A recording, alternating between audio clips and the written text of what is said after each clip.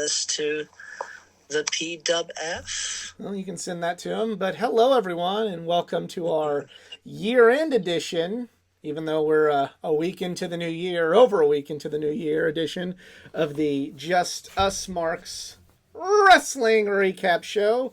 I am the Athletic Geek, joined on the other end of the tin cannon string this week. I'm going to fix the camera for our live viewers. By Easy. Hello, Twitter. It's been a while. Yep, Twitter and YouTube this time, and yep. And YouTube. For this edition, we is just myself and EZ doing our normal year-end Geekly Awards for the top 10 matches of the year, and our other awards, our Show of the Year, our Most Improved, our Breakout Star, our Tag Team of the Year, and our Wrestler of the Year.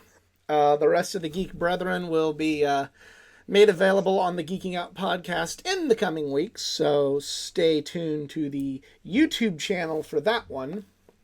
But, yeah. Usual spiel. If you've never seen this show before, this is the Just Us Marks Wrestling Recap Show. I met Easy at All In and Starcast. We love wrestling. We love talking about pro wrestling. We love sharing love of pro wrestling with each and every one of you out there. However, just like each and every one of you all out there, we are just fans. We avoid insider terms. Because we're not wrestlers, we're not insiders. We are just a bunch of marks. And I'm not just realizing it's been 5 years since All In. Yes, That's crazy. It's crazy.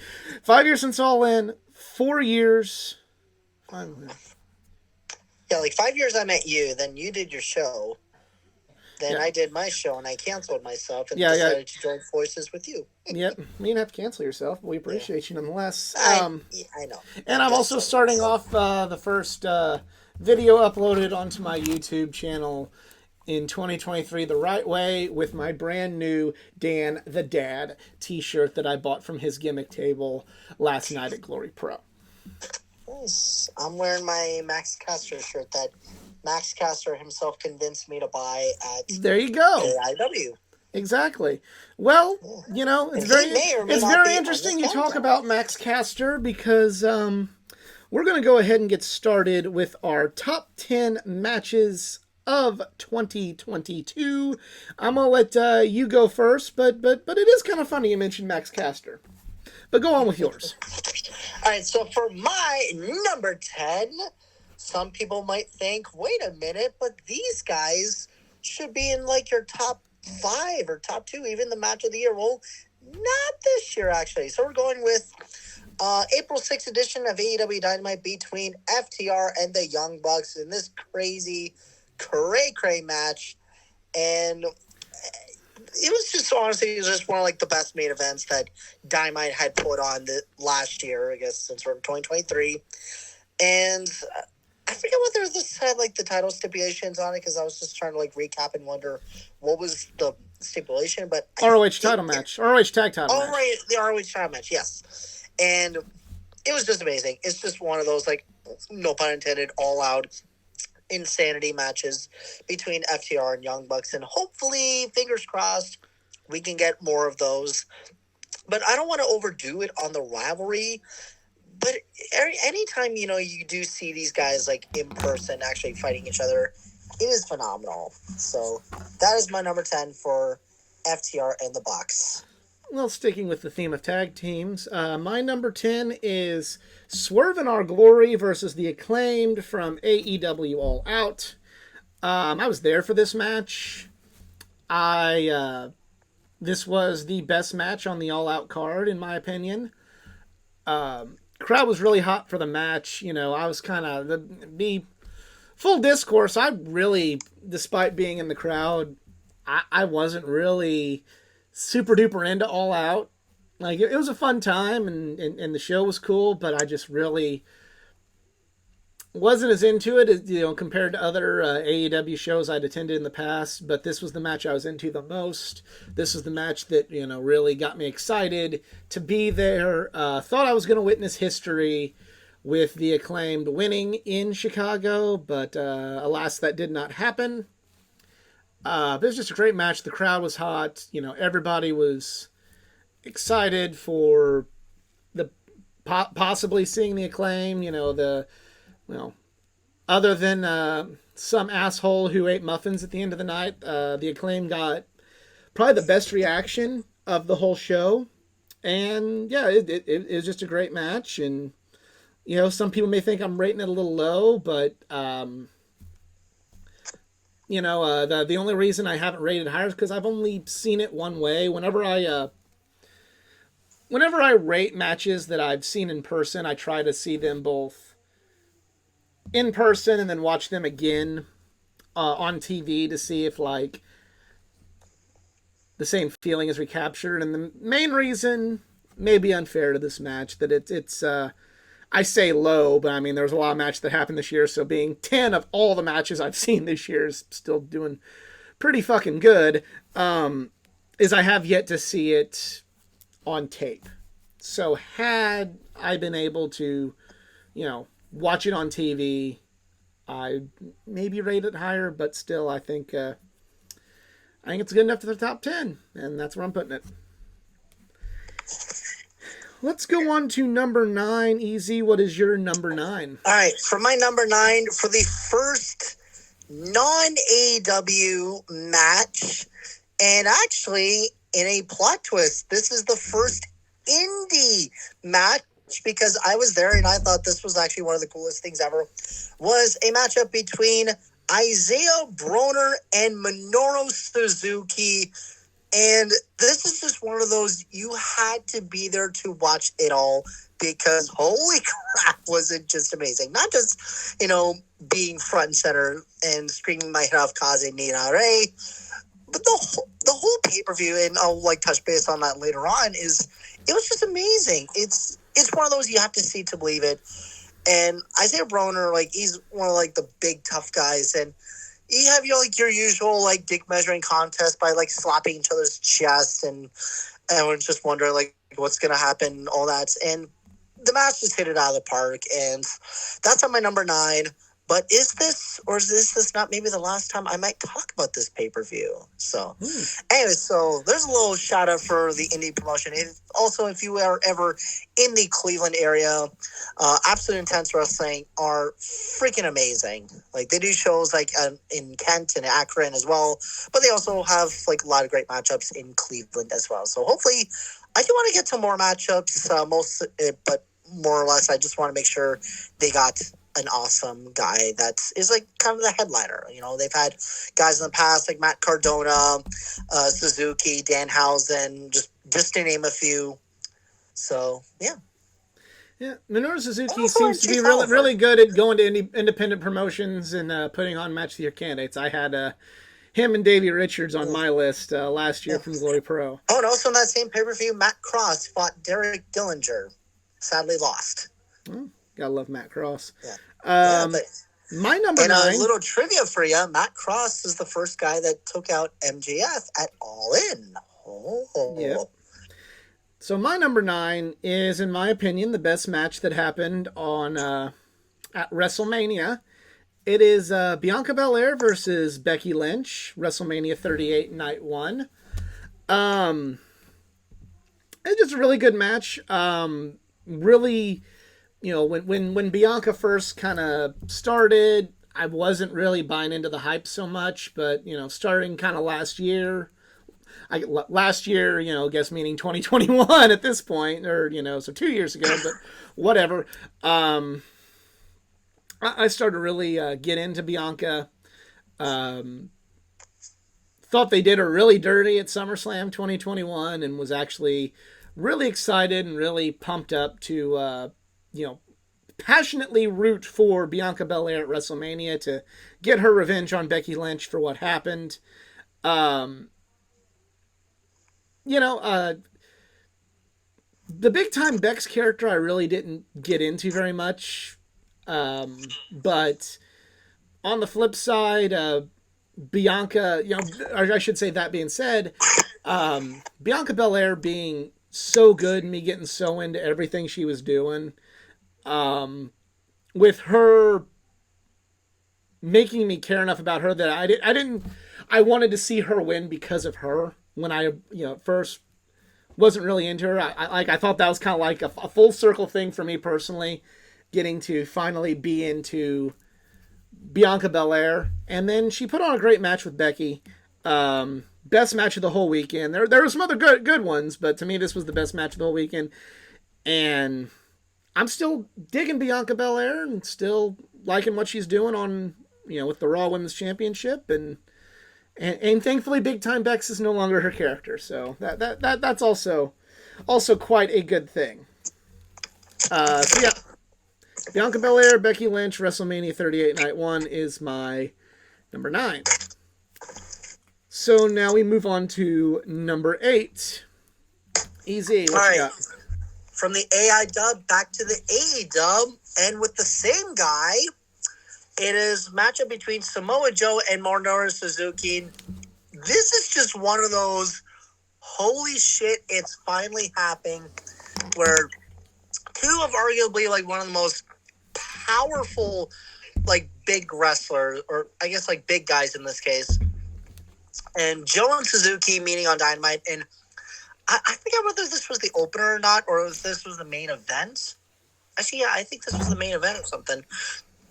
But it was just surreal that finally, like, this is just one of my like dream matches. Is like Joe and Suzuki, two guys you definitely don't want to fuck around with, and finally they're meeting in the ring. And this match, once again, was just incredible.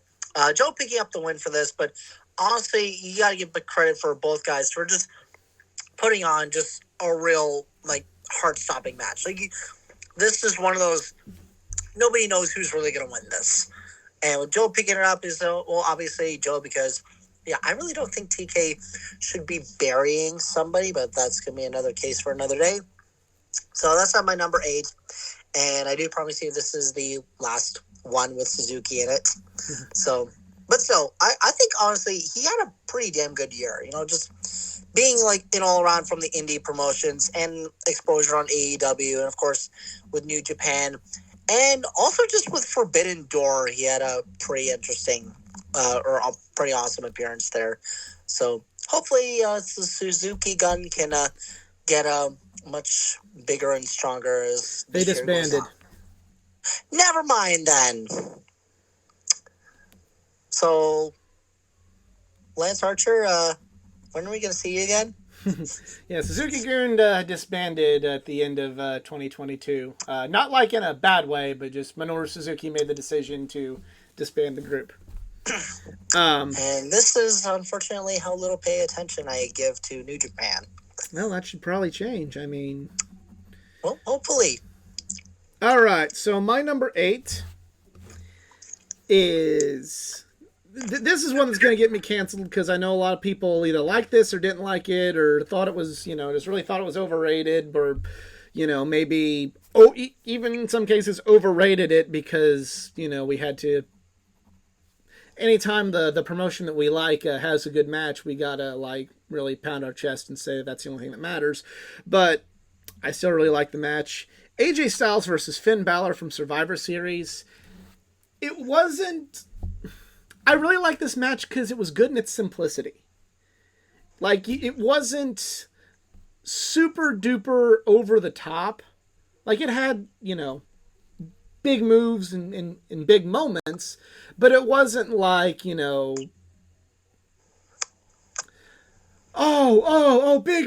move. It wasn't like, it was just a really good, well wrestled match. It was like kind of like, like an episode of a TV show you like or a comic book that you read where it's just like, this is a very good, well-told episode, well-written episode. This is a well-written issue. It was just a good, simple match where both guys just did everything in the match really well. And, a lot of people as fans, when they want to think of a match of the year, they got to think like everything's got to be so grandiose and epic, and that's fine. But sometimes, like, you can still have a damn fine match just pulling off good moves, telling a good story, just getting enough time to do it, and just being real crisp with everything they did, and that's what Finn and AJ did. I don't think I like this match more than the one that they had in 2017, but it's still a damn fine match, and to me, it is the eighth best match of 2022. All right. Um, Number 7, Easy. All right. This one might also be a little bit controversial because just deciding between the two, I just have to go with this one because I'm sorry, I'm a fanboy. What do you want from me? Sorry. So my number 7 is Jon Moxley and Roosh from AEW Fight for the Fallen. I just love everything about Roosh.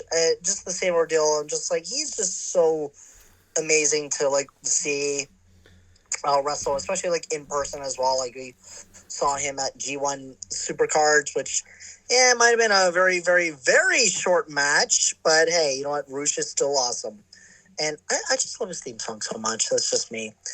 And yeah, it's unfortunate I had to decide between him and the Moxley Yuta match. And yes, you know, Yuta's match was for him to join Blackpool Combat Club, which that lasted for a good, 9.5 months. And so, or actually maybe this entire year. So, I mean, he's still in the group. True, but I don't know. I'm just not looking at how they're at the... They're still a group. I don't know how they are at the moment, but Moxley and Roosh was just a really memorable match that I can remember. And Mox picking up the win, and then Roosh just, I guess, kind of like building his ground, you know, because he had, at this point, I think he had just joined forces with El Idolo, which I wonder where he's been lately, or is he just injured at this point? I don't know. But anyways, Mox and Roosh, that's my number 7. I think both of them had a damn great match. So there you go. All right. My number 7 is one that happened very late in 2022. It is Jamie Hayter versus Hikaru Shida from the December 21st episode of Dynamite. This match was great. This was a reminder of how just really good Hikaru Shida is. You know, why she was able to carry the AEW Women's Championship during the COVID era, you know. Big time. Yeah, she carried that belt so well in like a dark time, but then you know when she lost to Britt, it was time, and then we kind of forgot about, you know, I mean, other than the Serena Deeb stuff, you know, lately I think we all kind of forgot how good Shida was, and then this match was a reminder of how great she is, and also, in my opinion, a great sign of things to come with Jamie Hayter. We're seeing how well she's doing as the World Women's Champion in AEW, at least the time of this recording. Just a great match, and like I hate to go in like kind of the more negative direction, but you know, every time the women's division's always been like not always the strongest point of AEW, of no fault of the talent. And we always point to like, well, this will be where the women's division picks up. This will be where the women's division picks up. Well, this will be where the women's division picks up. And then so many times, like, something happens and then it just doesn't work out the way we kind of wanted it to. So I don't really want to, like, do this for the umpteenth time. But I'm kind of feeling like Jamie Hayter is a step in the right direction for that. Like, I hope I hope Jamie Hayter is the final, you know, well, let's see what happens, you know. I think this is where it's going to go. Like, I'm confident that Jamie Hayter, even more than, you know, when Thunder Rosa would get it, or when Britt Baker would get it, or when, you know, whatever would happen, I'm getting more and more confident in Jamie Hayter to be able to put this division on her back. You think she'll be probably a more powerful champion than Cargill? Or too early to say? Like entering into this year. I think she's a better wrestler than Jade. I don't think she commands the presence of Jade just yet, but Jade's got that undefeated streak. But I think, and that's not me bashing Jade. Jade's just does not have the experience. I'm not saying wrestling wise. I'm just saying champion wise. Do you think like she probably has like, I guess maybe a better recognition as a champ? than it is I supposed to don't know. Jamie? I can't answer that one. Okay, just curious. All right, we now go to number 6. All right, for 6, we go to the sequel of Thunder Rosa and Dr. Britt Baker DMD in the St. Patrick's Day Slam, and just another phenomenal slam. Now, I'm going to give some credit where it's due because it was just really, Which really match is this? difficult. They had a couple last year. Hmm? Which match is this? They had a couple last year. They had a cage match. They had a singles match on pay-per-view. Which one is this? I think this was the cage match. Okay. Yeah. Yeah, and I remember. Yeah. So Rosa and Britt, because it was the Thunder was saying that like, oh, Britt can't like win without her little goon squad and such. Right. But this was just out of this world here. So, but again, it was hard to decipher who were like maybe the best matches because I want to say Jamie Hayter and Tony Storm at Full Gear. That was going to be a very, very close second, or just like close for like my favorite or best women's match of 2022. Just the thing is, like, I give credit where it's due with like Jamie and Tony. I just don't really have like a special, like, I guess, connection between watching them. I acknowledge how awesome they are. I'm just not quite over with them as, say, with Thunder Rosa, because she's just, my opinion, like the queen for me. Right. So her and Britt just continuing their phenomenal rivalry, and it was just everything that we asked for. So that is my numero 6. All right. My number 6 is Sammy Guevara versus Cody, the ladder match from AEW Dynamite Beach Break in Cleveland. Because when I think Cleveland, I think beaches. But still, at least I think it was in Cleveland. I know it was in a place where there was no beaches. Yeah, Sammy and Cody. What would turn out to be Cody Rhodes' final AEW match was a ladder match for the TNT Championship against Sammy Guevara. At that time is before the world turned on Sammy, and we were really buying into a lot of the stuff Sammy was doing. And Am I just in the minority that Sammy is just getting unnecessary hate? I can't speak for that. Everybody's got their opinion on that. I don't think he wasn't Sammy, used. He wasn't used well at all. After this happened, he was not used well. He was not doing things that would endear him to a fan base. But that's besides the point. This match is what we're here to talk about. And yeah, what would end up being Cody Rhodes' final match? People were really big into Sammy at the time before all that changed. Cody Rhodes was in the midst of his will he or won't he, storyline, but in Cody Rhodes' final match, he did the right thing. He did he did business on the way out, and AEW Dynamite for Cody Rhodes started against Sammy Guevara, and it ended against Sammy Guevara. And yep, great match. What a way for Cody to go out from AEW, and in the minds of many to just go out of wrestling, because once you're out of AEW, you don't exist anymore. But still, great match and worthy of number 6 in my opinion. Yeah, I also now just forgot that Thunder and Brett, it was for the AEW Women's Championship in a cage match. So this is what happens when I need to do some more research. But anyways, now for this one, for me, number 5, it is the battle of the Daniels, Bryan Danielson and Daniel Garcia. Mm-hmm. And again, it was just amazing. No, which one was this one? Because they had a couple. I think this was the 2 out of 3 falls match. Okay. Or was it? I'm just trying to remember. Yeah, it is. Okay, yeah, it's from August 17th, 2022. Okay. So, yeah. This match is just one of those, like, you're just, like, on your pins and needles for this one. Because I almost got confused whether, like, this was for the Pure Championship or not, but it's like, no, wait, that was a different match that I was thinking of. But either way, with Daniel Garcia eventually becoming ROH Pure Champion, that was well deserved. But anyways, for these guys, this was, I think, in the mix of when Bryan Danielson, I was calling him Daniel Bryan for a moment, when Bryan Danielson and Chris Jericho were basically just like feuding, like divorced parents battling for custody of the child, and the child, unfortunately, is Daniel Garcia in this case. So I think for this match, it definitely was like a good little, I guess, like building ground, because yeah, they fought each other before. Yeah. But I think this was just to prove, I guess, the worthiness here. And I think Bryan like gave him huge respect for this. And it built into like a greater rivalry between the BCC and the Jericho Appreciation Society. So that's my number 5.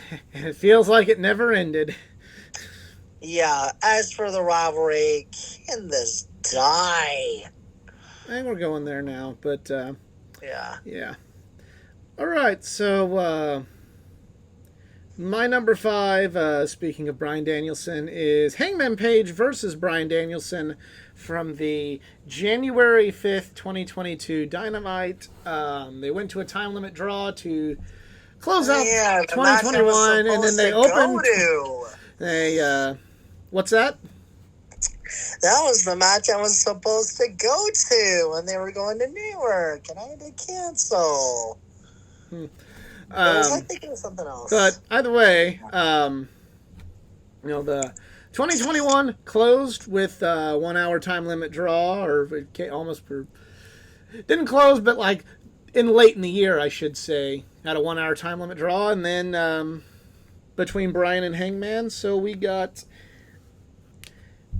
Hangman versus Bryan with no time limit on the 1/5/22 edition of AEW Dynamite, and it's just a great match.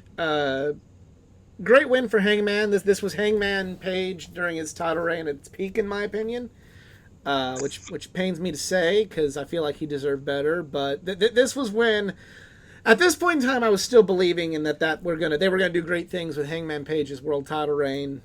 They didn't. They put him into a never-ending feud with Adam Cole, and then he lost to CM Punk. But at this time, I was thinking that they're really going to do some good things, and it was a great match. And it was cool to see. Cool to see Bryan and Hangman. Cool to see them build off of the great match. It wasn't as good as the 1 hour time limit draw match, but it was still damn good. And at that time, really believing in Hangman. And I still believe in Hangman as a wrestler and his ability to lead the company. But at this time, I was also believing in the company to use him better and make his reign better. And I go back on this match and I think of, how much I believed then, how I was excited, and then it stopped. But still good match. Number 4. All right, so my number 4, we go back sorry, to AIW, and it was the main event of their pay-per-view, Eyes of the Beast. It was for the Absolute Championship, or the AIW Absolute Championship, and the AIW Intense Championship, in an intense rules match. This is literally just one of those matches you have to be there in person to see what all the craziness was about, and this match had freaking everything. It was between the challenger, Josh Prohibition, and tragically, our champion, Matt Cardona, the real belt collector of the indie circuit. So, I love you, Kenny, but screw you. Matt Cardona ended up winning this match, but this is just, what can I say? This was intense, and this was crazy. And mostly the biggest highlight for me was Matt Cardona was literally inches away from powerbombing Josh Prohibition's 9-year-old daughter, who got into the ring trying to, I guess, stop the match or whatever. And then it looked like Matt was going to become the biggest "you sick fuck" chant for trying to powerbomb a 9-year-old, until the 9-year-old gave him a Hurricane Rana, and everyone was losing their goddamn minds because holy shit, you just got beat up by a 9-year-old. But Cardona ended up winning the match, but it was just amazing. And of course, it's always great to see Chelsea Green because got to rep that Canadian pride, who actually gave me a little, hey, that's awesome, because I brought my Canada flag with me before the show, and she noticed it and said, that's awesome. But yeah, so frankly, just Cardona as probably like Indy's biggest heel at this moment. He is honestly just he's amazing. I don't know what it is with just Long Island wrestlers. Him and MJF, which, oh God, if those two ever tag team together, the world would not handle it. Matt Cardona just plays it amazing. Like, whether it's just the social media presence that he has, or when he was Zack Ryder, that he just didn't get the big enough push that he deserved. No, WrestleMania 32. He's just honestly just killing it with whatever he's doing right now, whether it's Impact or he's on the Indies, or if and only if he decides maybe he wants to try another run at coming to AEW, not just this time for one night only, but this time maybe actually come and challenge somebody. Like, I could definitely see him maybe go after the Ring of Honor belts for one. That could be interesting. I'm just only pointing it out there.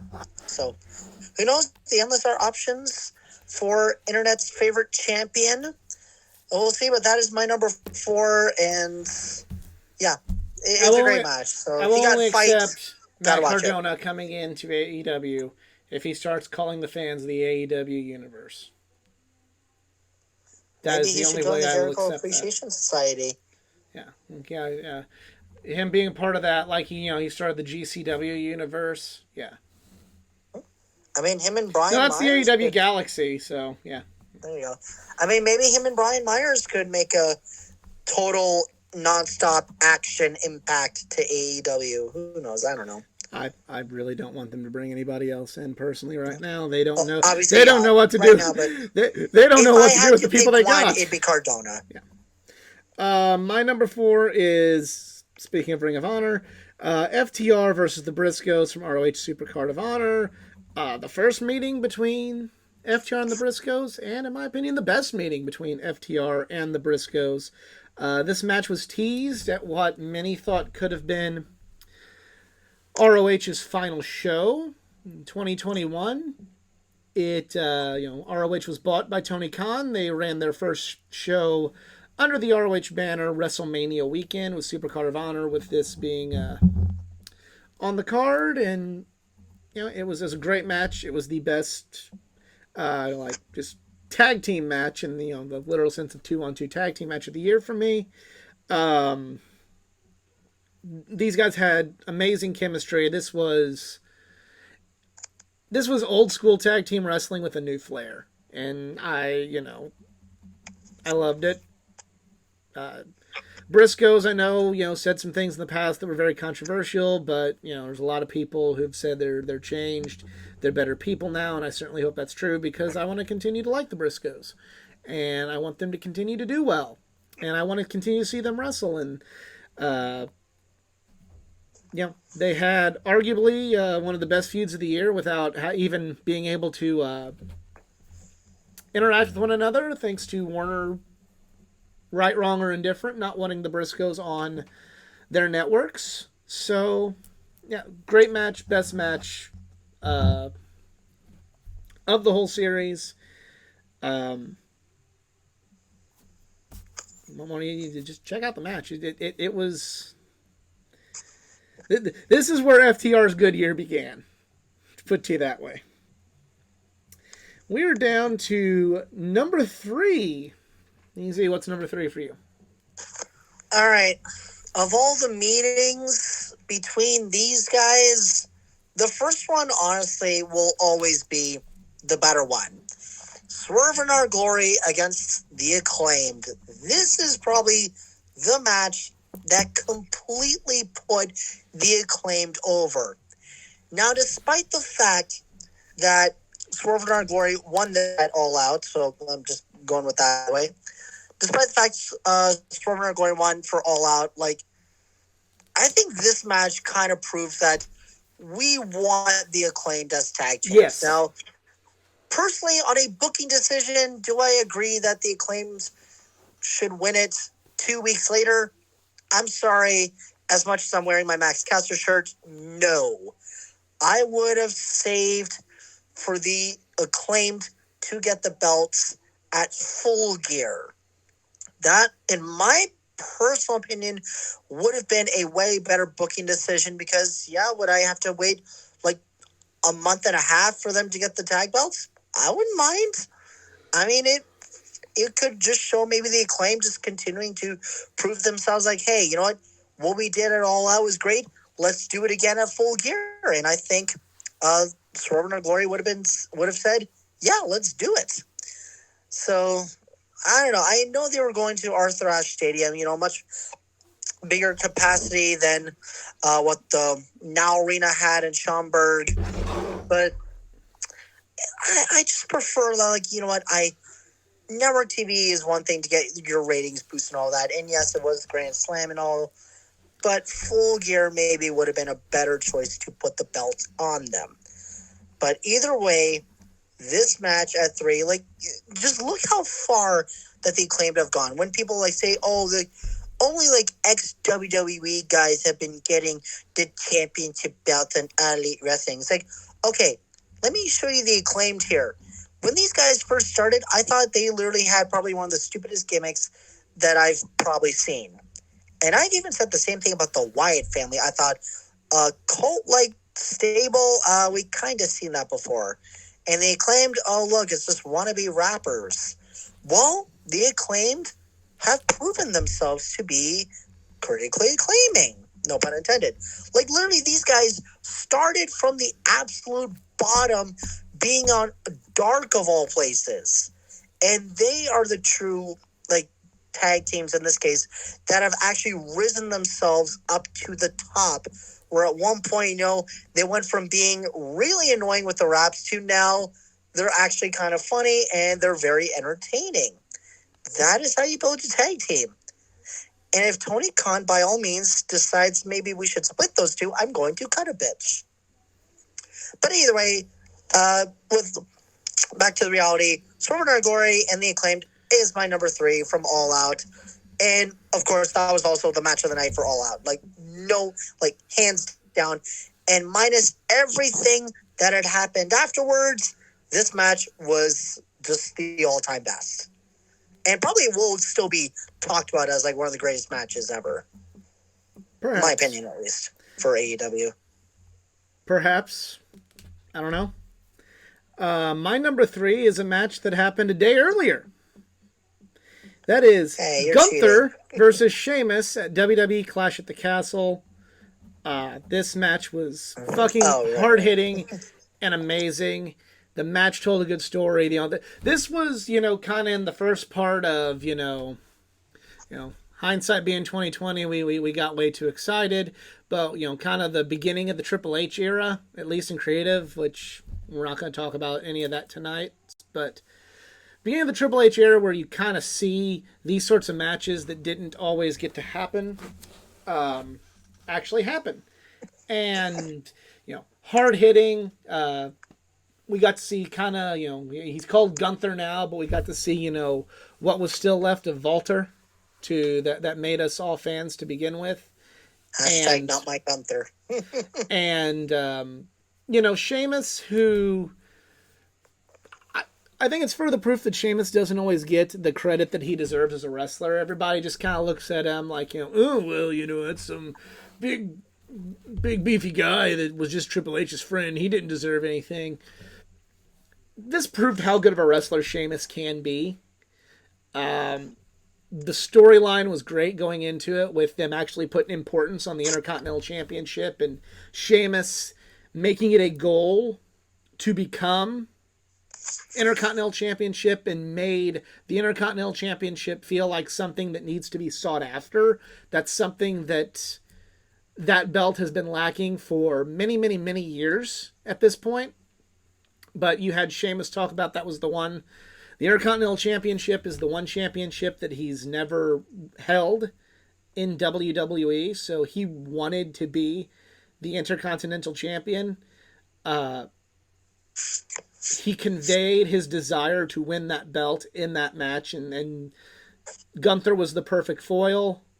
Just an amazing, hard hitting match.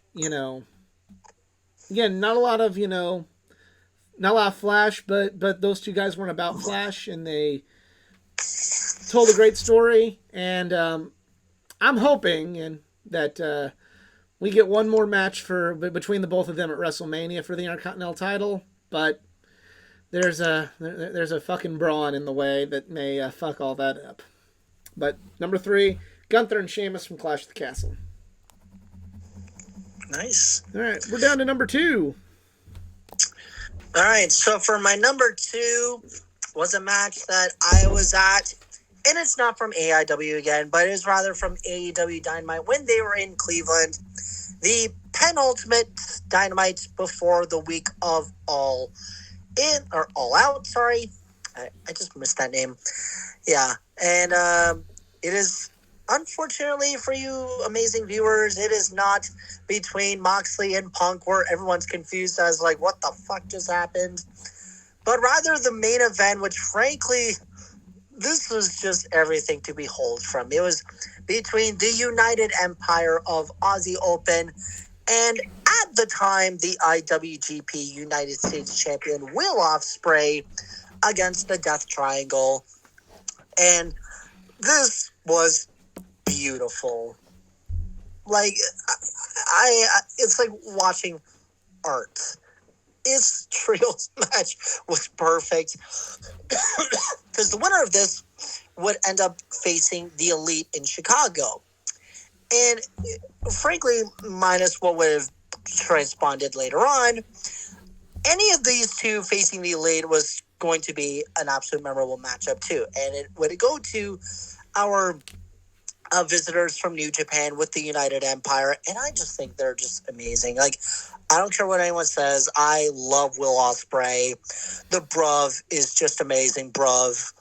And even though if I can't understand a single damn thing he is saying half the time. But it was also just after the match that there was a post-show little promo war between Kenny Omega and Ospreay, and everyone was laughing so damn hard, especially when Omega says that people still talk about my matches. Nobody even remembers yours. And I'm like, oh, that's beautiful. But sadly, I just No lies wish... detected. Huh? No lies detected there from Kenny. Exactly, I know. But, yeah, sadly, I can't even name a Will Ospreay match. But other than probably a Wrestle Kingdom that happened later on. But anyways, United Empire and the Elite, that honestly should have been your main event at All Out. Like, with all due respect for the Dark Order and Hangman fighting for the Trios belts, I just have a bigger, like, a connection with how damn good the United Empire is. And just the talent with Will Ospreay in general is just amazing. So I really hope that we can see more of these guys for 2023, whether they make another little invasion to AEW or if, and this is a big if, we get another Forbidden Door this year. But who knows? We can't predict the future. So that is my number 2 of the United Empire and the Death Triangle, bruv. Or however the hell you say it. Okay, we can agree to disagree on that. My number 2 is Jericho Appreciation Society versus the Blackpool Combat Club, Eddie Kingston, Santana, and Ortiz, the Anarchy in the Arena match at Double or Nothing. This was, the last 2 years we were kind of in the COVID era, and at Daly's Place they had Stadium Stampede, which evolved. It was funny the first time, it got a little bit more serious the second time. And this was like the gritty, violent, turned up to 11 version of the Stadium Stampede. Just a fucking war between two stables that hate each other's guts. Brawling all throughout the arena. They keep playing Moxley's music to give it like an old school ECW New Jack vibe to it, which I loved.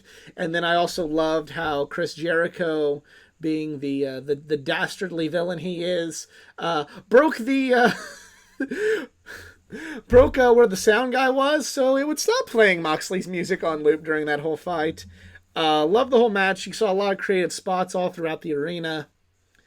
Really loved the ending with how Danielson was going to have the match won, but Eddie Kingston not thinking about the match, just thinking about wanting to maim Chris Jericho, brings a can of fucking gasoline to the ring to continue to cause harm to Chris Jericho rather than thinking about winning the match.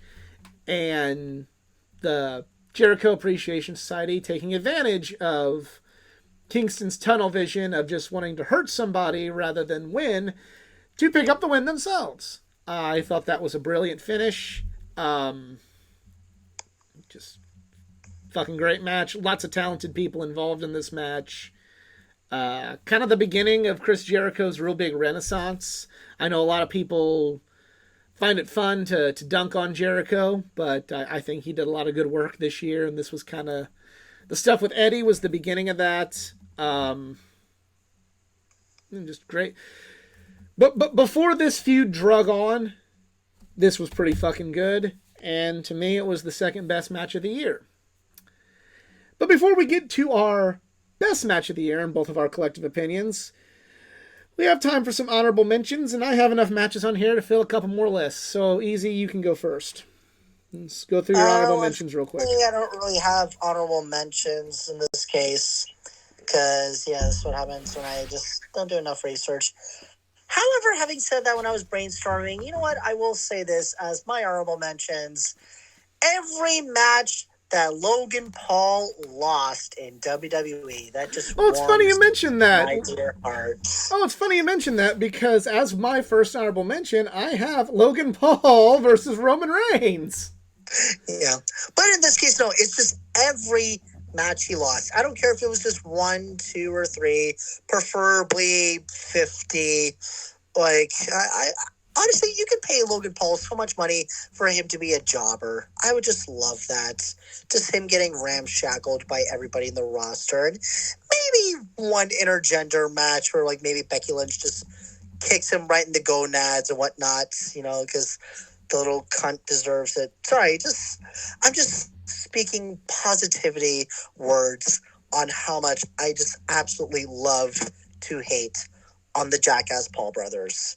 And now the dumbass brother Jake thinks he can fight Nate Schmidt or Nate Diaz or something. Yeah, that's very adorable. Well, yeah. Well, I hate to say it, and I don't like the guy, but Logan Paul's a good wrestler. Go ahead and tell me I'm not a real wrestling fan. I encourage it right now. No, everyone's entitled to their own opinion. As with me, that I hope that hopefully not in the near future we can see Logan Paul enter himself to the world of Concussion City. But that's just me. I'm not wishing death on him. I just hope nothing terribly happens to him that involves somebody striking a chair on his head. That's just me. Okay. So... Hey, if CJ's allowed to talk on how much she hates Hulk Hogan, I can do the same with Logan Paul. Yeah, but she's never wished for him to, get bodily harm, permanent damage, brain damage, or anything like that. At least publicly. You sure about that? Publicly, no. All right. All right, so... Sorry. He's a cunt. All right, so my list, John Moxley, Wheeler Yuta, the breakout performance of Wheeler Yuta, all of Daniel Garcia and Bryan Danielson's matches, those were great. Cody Rhodes and Seth Rollins, Mania 38. If we were doing a top 15, that would have been on that one. Stone Cold Steve Austin, Kevin Owens, WrestleMania 38. Again, bring the "you're not a real wrestling fan" if you enjoyed that sort of criticism towards me, but it was special to see Stone Cold Steve Austin get one last hurrah on his own terms, especially when you grew up with the guy. So, yeah, it was a special moment, and the match was not half bad. The other FTR versus the Briscoes matches... the Blood and Guts match with Blackpool Combat Club versus Jericho Appreciation Society. Great finish there with Claudio stealing Eddie's moment, because they have history. Wonder when that's going to resurface, but Eddie Kingston's got to be on TV. Eddie Kingston's got to be on TV first for them to do that. Sorry. Yeah. Let's see what Oh else no, we got one here. dishonorable We got mention. Sorry, keep going. Will Ospreay versus Dex Harwood from Dynamite in St. Louis. Will Ospreay versus Orange Cassidy. Forbidden Door, the best match on Forbidden Door in my opinion. Minoru Suzuki, Sammy Guevara, and Chris Jericho versus Eddie Kingston, Shota Umino, and Wheeler Yuta. This was the breakout performance of Shota Umino. Big mark for those kind of things when you see somebody grow into their own, have a big breakout performance, and Shota's on the way now with that one. Bryan Danielson versus Chris Jericho, the Tournament of Champions match. Really like that. Also from Forbidden Door, we have Jon Moxley, Hiroshi Tanahashi. Really good match. Kind of starting off the interim Jon Moxley era, where I guess we found out he should never have been interim because he's just, carried the company really well. And still didn't get his vacation. Never got a vacation, no. Yeah. What? No Jay White in your list? No, I don't like Jay White. I like good wrestling. Yeah. Also, Jungle Boy versus Luchasaurus in the cage at Full Gear. I told you I got a lot of matches on here. Okay, I'm shutting up. Lost my spot. Roman Reigns versus Brock Lesnar at SummerSlam. Again, tell me I'm not a real wrestling fan. I really don't give a fuck. That match was fucking entertaining as fuck. Coming in down into more of the... we got Usos versus New Day on SmackDown. The Usos trying to break the New Day's record if they retain, and the New Day trying to save their record. That was a really good match. And I'm not a big Usos fan, so that's really cool. And then finally we come to the the independent promotion, or independent series of matches I had. Tootie Lynn versus Mike Outlaw from Glory Pro. Tootie and Mike are both great. Great representatives of the St. Louis area, especially Tootie. She's got a lot of talent. She's been on AEW Dark. And then finally, the last honorable mention match that I have is Jerry Travelstead versus Tony Flood from Stride Pro Wrestling. It may not be everybody's cup of tea of a match, but this match that involved Jerry Travelstead, a high school or a junior high school principal, competing in what was his final match. He did some things that I never thought I'd ever see a grade school principal do. And it was just... Is he a real-life grade school principal or a former? Real life. Go check out my interview with Jerry T-Dog Travelstead on the Geeking Out podcast. Check it out in the archives and find out all about his intro into wrestling and how he uses that to help his school and all those things. But this was his final match. He was gonna... He never wrestled full-time or anything, but this was the last one. And match was better than it had any right to be, with just... He was busting out moves off a ladder. It was some stuff I wish my principal when I was in grade school was doing stuff like that. Let's be real. And that is the... I don't think any of my teachers had the muscular stamina. Oh, this dude's in shape too. Good on him. All right, so now it's time for match of the year. Yeah. Yours first. Yeah. And also one dishonorable mention for Ric Flair's last match. Seriously, just live your life in peace, man. Please. We're trying to be positive on this list. I know. Anyways, sorry.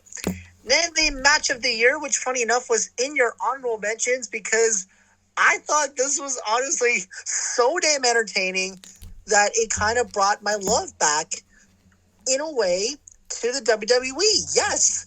What an upset on the most AEW mark of them all. The number one is Roman Reigns and Brock Lesnar at SummerSlam. All right. This was... I would have put it there, but I mean... Awesome. I'm sorry. This is a shock to me.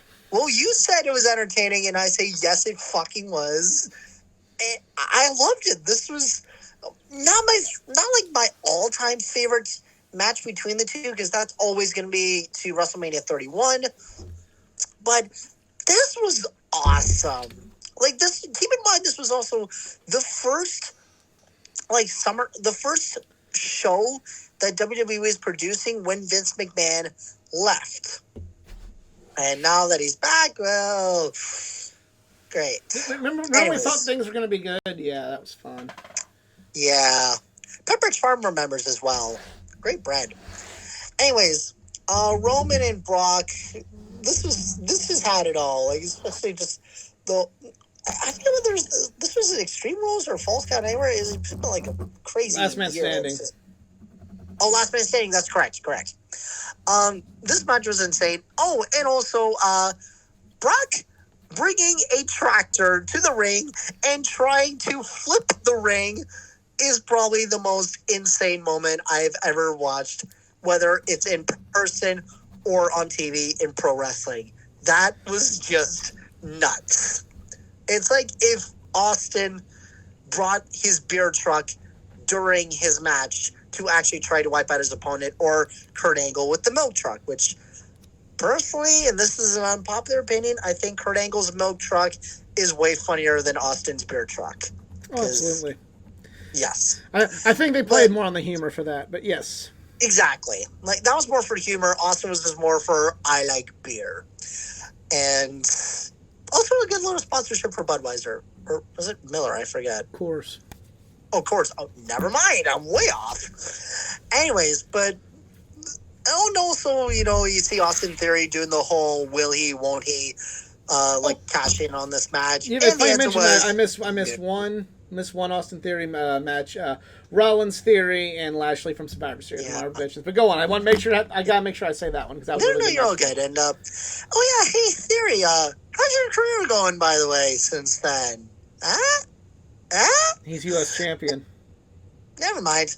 He's U.S. champion in a career renaissance right now in a good feud with Seth Rollins. And this is how much I've been isolating myself from WWE. But anyways, it was so amazing. Although, like, the Usos getting involved, it's like, can we just have one damn match without these guys? But whatever. But Roman winning it, I wasn't obviously, happy with the result, but I was still just left, like, standing ovation for this because this match was phenomenal. And although I do feel a little bad for the people who probably paid so much damn money out of their savings to get front row seats for SummerSlam, which was in Nashville at Nissan Stadium, home of the Titans, and their entire view is being blocked by a goddamn tractor. How do you like that? And this is why you should only get floor seats when you're at an indie show, because that saves you money. And also, when I was at AIW, I had floor seats. I had front row seats, and I had a personalized seat myself. My name was on a sticky note on a chair. That is epic. No, I do not have the sticky notes. No, you should say that then. All right. I know. Well, it's a plastic fucking chair, but yeah, SummerSlam. Even though I didn't watch the whole show, when I did end up seeing the main event, I was just blown away with it, and it was beautiful. So, props to you, props to Roman and Brock for this shocker of an upset on my top 10, and we will see what the future beholds with 2023. Well, now we're really going to get canceled because we have two WWE matches for the match of the year. My match of the year is Cody Rhodes versus Seth Rollins, Hell in a Cell. Oh, I know some people didn't like the fact that this match happened, but, I'm one of them. Well, I'm keeping quiet. Cody Rhodes is a grown-ass man and made a decision, just like Kenny Omega was a grown-ass man and made a decision to wrestle as injured as he was against Hangman, just like... Shawn Michaels was a grown-ass man and decided to wrestle with a broken back, just like Stone Cold Steve Austin's a grown-ass man and decided to wrestle with a broken neck. That eliminates that. Everybody made their own decisions and chose to do that in numerous wrestling companies. But to me, haters are going to hate. And, people are always going to say that, oh, he betrayed the company. Oh, he's never really that good. To me, this is the one, if you're talking like that, you're just barking now. You're just barking. Because this was the match that proved that Cody Rhodes is a top guy. Cody Rhodes did not ride the coattails of anybody to become a top guy. He had it in him all along. He just needed to do something to make people believe, and people believed. Cody Rhodes can be a top guy wherever he goes, even in WWE. This is the match that, to me, proved that Cody made the right decision, actually, to leave. because he got a hero's welcome. And yeah, this was to me as like as a Cody fan who takes a lot of shit for being a Cody fan. This is where everybody you like a bad wrestler's arguments just forever went away, because this showed how good he was, how popular he was, and how good he can be if the WWE decides to go with him as their champion. Uh, yeah, it was ugly. Yeah, the match was probably, it was really bad seeing that injury, but you know what? Kenny Omega wrestled the, you know, in November with a lot of worse injuries, and we called that heroic. This was heroic too. He delivered. He had about as good a match you could with having an injury like that. And to be fair too, Seth Rollins did everything he could to make this match great as well. Him coming out in the polka dots just show what a son of a bitch of a character Seth Rollins portrayed. At least finally Seth Rollins was in a Hell in a Cell match that didn't end in stupidity. Yeah. This was just. I'll give him that. Yeah, this was a great match, and you're entitled to your opinion. You're entitled not to like it. You're entitled not to think it was good, that should have happened. You're entitled to think I'm a moron for liking crap. But this to me was the you're just barking if you wanna hate on it, because just like people probably feel about me and the Young Bucks or me and Will Ospreay when I say I think they suck. This is me giving it back. This is the no, you just barking, because this was great. He's great. He's a top guy. He should be WWE champion. And yeah, what more can be said? This was the proof that no, Cody Rhodes was not the other guy that helped find AEW. He was a top guy. And now we go on to our year-end awards. We have 1, 2, 3, 4, 5 of them to give out, starting with Show of the Year. EZ, what is yours? Gotta go. Just making sure I'm on. Okay, yeah. Just making sure I wasn't on mute. All right. Show of the Year, going with AIW's Eyes of the Beast. Again, just another good little upset here for the Indies. And this show was just great overall. Just being there in person and, yeah, having the front row and having me scream the loudest Kaze Ninare ever. And just everyone who had fought and all that, it was just excellent. The promoters for AIW, they do a phenomenal job with everything. And hopefully I need to go to more shows when made available, or mostly when they're in Cleveland and not in the outer banks of Cleveland where I can't get there, like Akron, for example. But yeah, Eyes of the Beast is awesome. All right, mine was Forbidden Door. Really liked the show. To be honest, this was a hard one for me this year, because to me there weren't a lot of blowaway shows. Like, everything had good, but they all had like a lot of bad. Like Double or Nothing was too long. WrestleMania was very hit and miss with their matches. SummerSlam was really good, but still kind of just had some kind of different things in there that didn't make it a show of the year. All Out wasn't super great. Like nothing was consistently great across the board. The only one that was the most consistent was Forbidden Door. This was the 2003 Matt Kenseth of wrestling shows. It wasn't spectacular. Nothing was super duper spectacular, but it was just, everything was just very consistent and good with this one. All right, most improved. Who's yours? All right. So for most improved, I guess I'll join this as like a comeback star for me.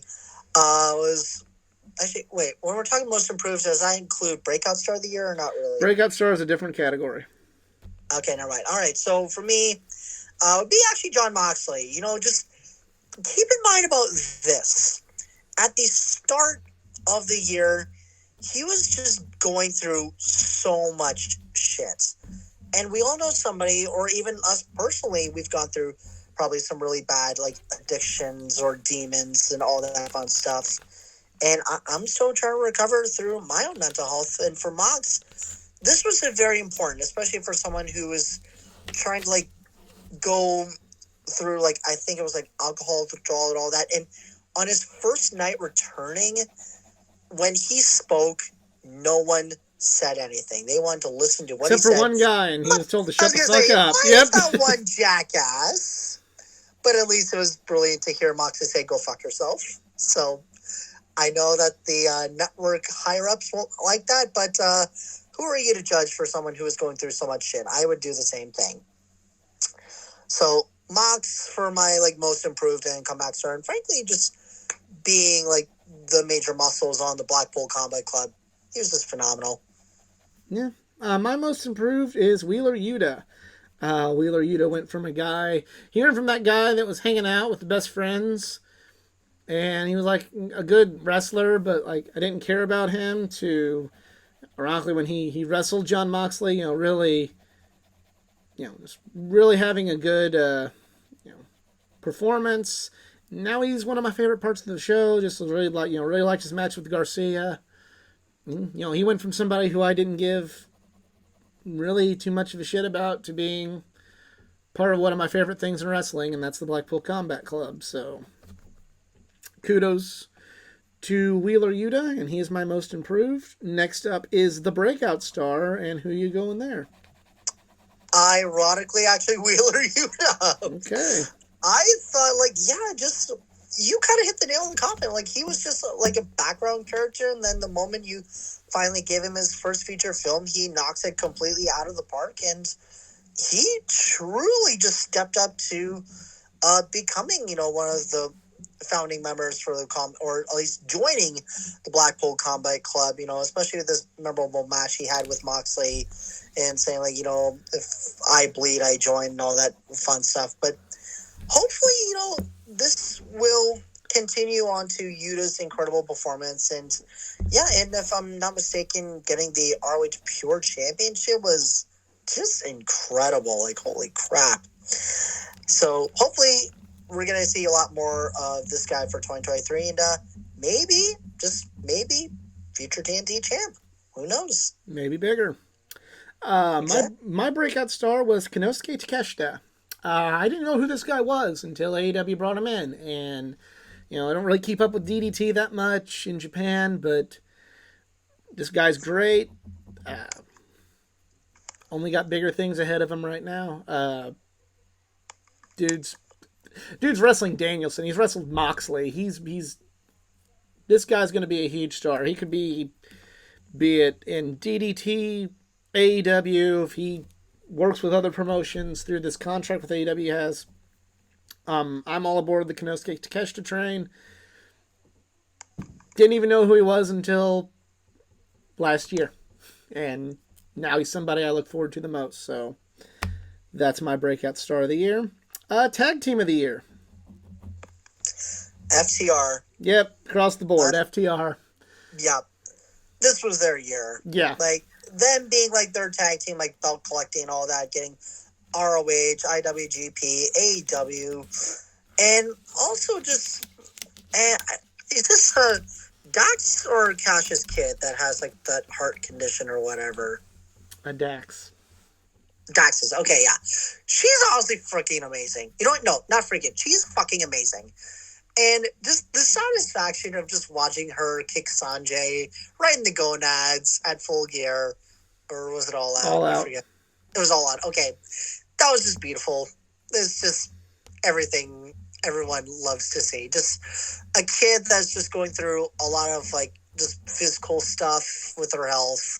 And especially knowing someone that has gone through that. Right.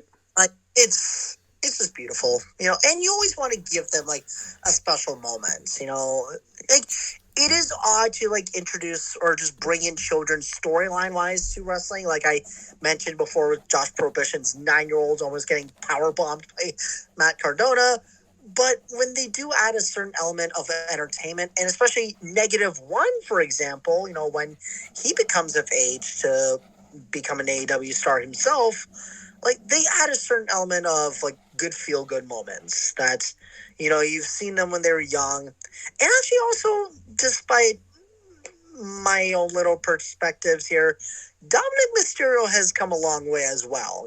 For him to join and then betray his dad in the ranks, he's come a long way to become a superstar of his own, which I was almost thinking about putting him as a breakout star, but just not yet. I don't think so. But yeah.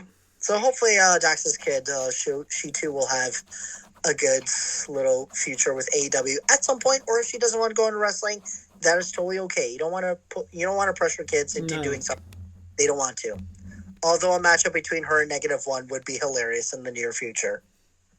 Right, or even better, Jeff and Matt's little kids against -1. Who knows?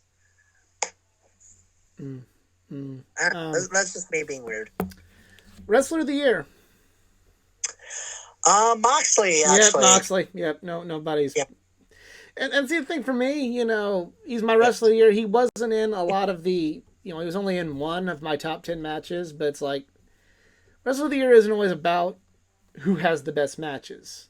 Wrestler of the Year is about who did the most for, wrestling in the year. It's not about how many stars Dave Meltzer gave him. It's not about how many times you had stole the show. Moxley didn't always steal the show, in my opinion. At Forbidden Door and All Out, he wasn't in the best match. At Full Gear, he wasn't in the best match. At Revolution, he wasn't in the best match. But it wasn't always about having the best match. It was about how he stepped up to help carry that company in the most turbulent time that company has ever experienced.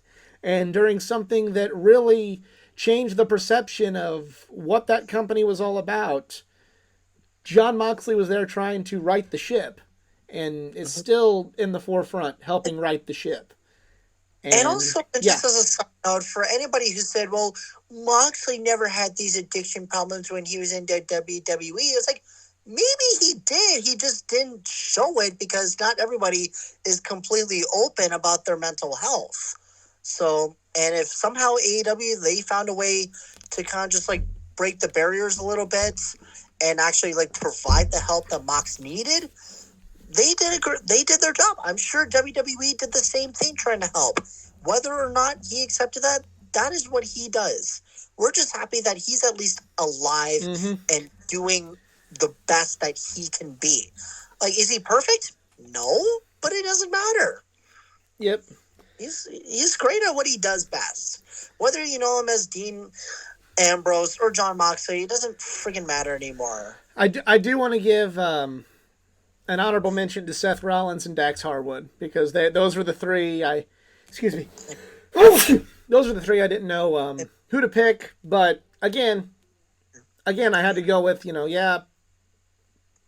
Seth and Dax had great matches, but it's not always about the great matches, and that's why Jon Moxley gets the nod for the best wrestler of 2022. And also on the women's side, Jade Cargill, I think she had probably like the most stellar performance of 2022 as well. So here's hoping, it's going to continue on with 2023. But we know the streak's didn't end, but I still think she actually rocked it last year. I'm going, if we're picking a women's too, Bianca. No question. That's fair. So yeah, that is our list. Let us know how much you hate our list, especially mine, in the comments section below. If you enjoyed that, please give it a like, share, subscribe for more content. And yeah, we'll see you next time. And we'll hopefully see you next year with the next Geeky Awards. We'll have other members of the